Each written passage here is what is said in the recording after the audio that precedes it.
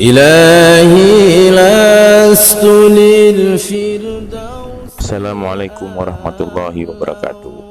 Sederalun, inilah makam Asta Khatib Sri Raja yang berada di Kampung Atik Jawo, Kota Banda Aceh.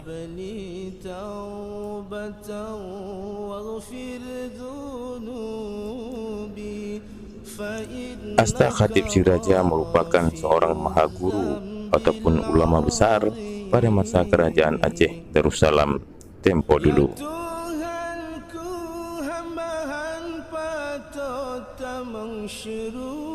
Khatib adalah kata dalam bahasa Arab yang berarti penulis, sedangkan Sri Raja adalah gelar kehormatan dalam status kerajaan Aceh.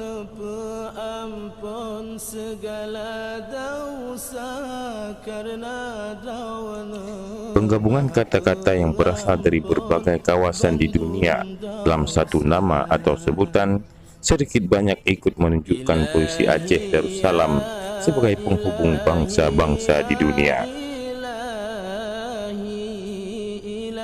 Asta adalah kata dalam bahasa Persia yang berarti guru atau ustaz atau pengajar. Sementara dalam masa Mamalik dinasti Mameluk di Mesir, kata asta atau asta digunakan untuk menyebut seorang guru yang piawai dan terkenal dalam bidang profesinya masing-masing. Makam Mahaguru Asta Khatib Sri Raja berlokasi di Kampung Atik Jawo, Kota Banda Aceh.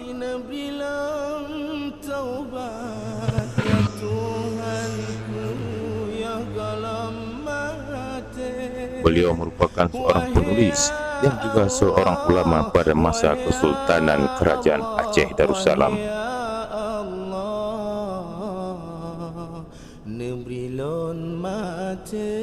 Sederalun, kapan saja anda punya waktu dan kesempatan, silakan menziarahi makam tersebut. Sebagai bukti kita mencintai jejak-jejak indah dulu serta jejak-jejak kejayaan Aceh masa lampau.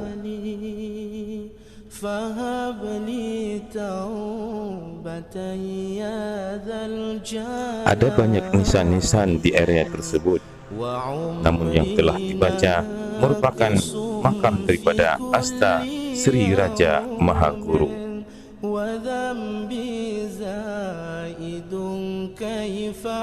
Asta Khatib Sri Raja merupakan seorang ulama, seorang mahaguru yang juga merupakan seorang penulis pada masa Kesultanan Aceh Darussalam.